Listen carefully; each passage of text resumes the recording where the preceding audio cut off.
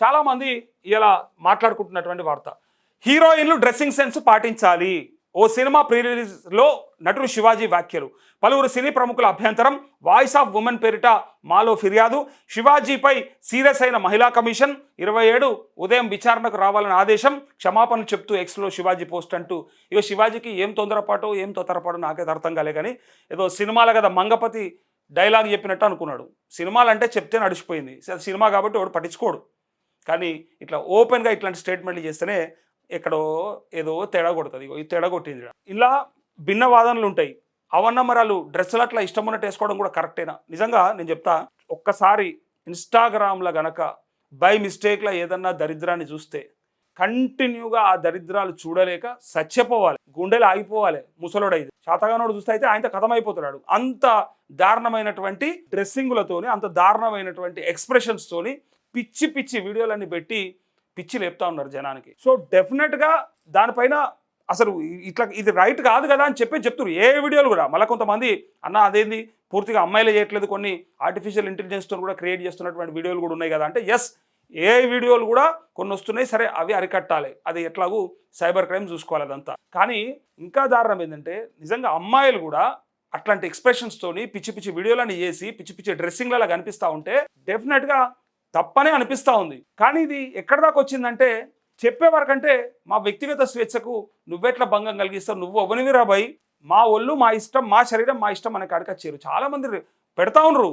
ఇది నేను ఓపెన్గా చెప్తా ఉన్నా వాళ్ళు పెట్టిన కామెంట్లలో. కాకపోతే వాళ్ళు కొంత మంచి భాష వాడిరు. ఏమనంటే తిండి బట్ట మా ఇష్టం కదా, వ్యక్తిగత స్వేచ్ఛ కదా ఒక మనిషికి, ఒక ఆడదానికైనా. ఈయన ఏమన్నాడు తెలుసా, పుసుకున ఆయనతో సామాన్లు అన్నాడు. అది ఎందుకు అన్నాడో ఏమో కానీ వేరే ఏదన్నా అనొచ్చు, అంతే అన్నాడా? అదే కదా అన్నది. వేరే ఏమన్నా అనొచ్చు జనరల్గా. అంటే అది ఆ వీడియో ఎందుకు చూపెట్టడం కానీ ఆయన నోట్లకించి అట్లా బై మిస్టేక్లో వచ్చిందో, లేకపోతే కావాలని అన్నాడో, లేకపోతే ఇక యాక్చువల్గా ఆ భాష వాడకూడదు. ఇంకా వేరే చాలామంది చెప్తుంటారు. ఇప్పుడు మన మహిళలు చెప్తుంటారు, లేకపోతే మంచి మంచి మేధావులు కూడా చెప్తుంటారు. మనం చూస్తుంటాము ఇలాంటి డ్రెస్సింగ్ కరెక్ట్ కాదు, మంచిగా వేసుకోవాలి, బాగుంటుంది, అది ఓన్లీ మొగుడికి మాత్రమే సొంతం కావాల్సినటువంటి అట్లాంటి అందాలని మొత్తం బయట ఉన్న జనానికి అందరికీ చూపెట్టాల్సిన అవసరం లేదు అని చెప్తుంటే, సో మరి సినిమాలు కూడా ఎట్లా వస్తున్నాయి తీసే సినిమాలు? ఇప్పుడు ఇన్ని నీతులు చెప్తారు కదా వీళ్ళు.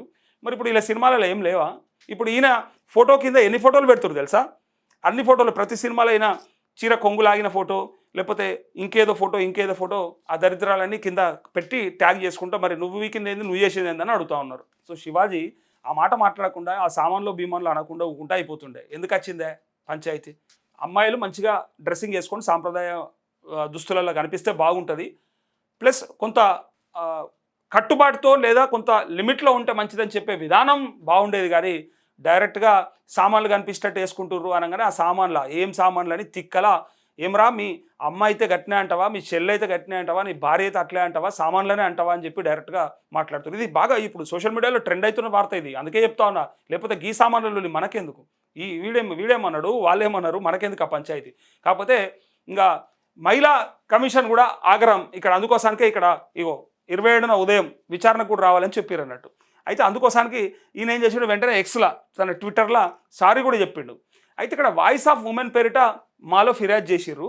అయితే ఇక్కడ పరిస్థితి ఏంటిదంటే ఆయన ఏమన్నాడంటే సినిమా రిలీజ్ ఈవెంట్లో, అది దండోరానా పేరు సంథింగ్ అట్లాంటిది ఏదో సినిమా రిలీజ్ ఈవెంట్లో దాంట్లో ఏమన్నాడంటే ఆయన హీరోయిన్ల గురించి అన్నాడు. యాక్చువల్గా అందరి గురించి కాదు ఆయన మాట్లాడింది, సినిమాలో యాక్ట్ చేస్తున్న వాళ్ళ గురించి అన్నాడు. కానీ అది ఎట్లయిపోయిందంటే అందరికీ వర్తించింది. ఈయన మంగపతి క్యారెక్టర్లో సూపర్, అసలు ఆ మంగపతిగా గనక ఆ డైలాగ్ చెప్పుంటే అది బంపర్ అయిపోతుండే, సూపర్ బంపర్ అవుతుండే సినిమాలో. కానీ మంగపతి కాదే, బయట శివాజీవే, కామన్ మెన్వే. సో పుచ్చుకులాంటివి ఇరికిపోతేవి తర్వాత సారీ చెప్పుకోవాల్సి వచ్చే. సో ఇక ఈయనకు కౌంటర్గా అనసూయ, మళ్ళీ ఆ అనసూయ కూడా మరేమన్నా నిజంగా ఇక మళ్ళీ అదంటే మళ్ళీ ఇప్పుడు నా మీద వస్తుంది పంచాయతీ. అనసూయ ఏమన్నా కరెక్టా, అనసూయ ఎట్లాంటి బట్టలు వేసుకుందని చెప్పి వెంటనే కామెంట్ చేసే వాళ్ళు మళ్ళీ తయారైపోయారు. మీరు చూడురే అనసూయది ఎంత దరిద్రంగా ఉంటాయి బట్టలు. ఏమనంటే నా స్వేచ్ఛ అంటుంది. మళ్ళీ ఏం చెప్తాం మనం ఇప్పుడు? అట్లాంటి వాళ్ళకి ఏమైనా చెప్పేటట్టు ఉన్నామా? పిల్లల తల్లి అట్లనే భర్తకు మాత్రమే కనపడాల్సినటువంటి శరీర భాగాలని ఓపెన్గా ఏమనంటే మళ్ళీ ఏం చూపించమంటారు. ఇక ఇప్పుడు అదో పంచాయతీ పెట్టుకుంటారు ఇప్పుడు మనతోని. కాకపోతే బయట ఆడవాళ్ళు అయితే అట్లా లేరు కదా. ఇప్పుడు నాకు ఆమె మీద ఏ ఉద్దేశం లేదు, అయ్యో ఇట్లా మాట్లాడతారంటే నేను అనేది ఏంటంటే తమరు పాటిస్తూ నీతులు చెప్తే బ్రహ్మాండం.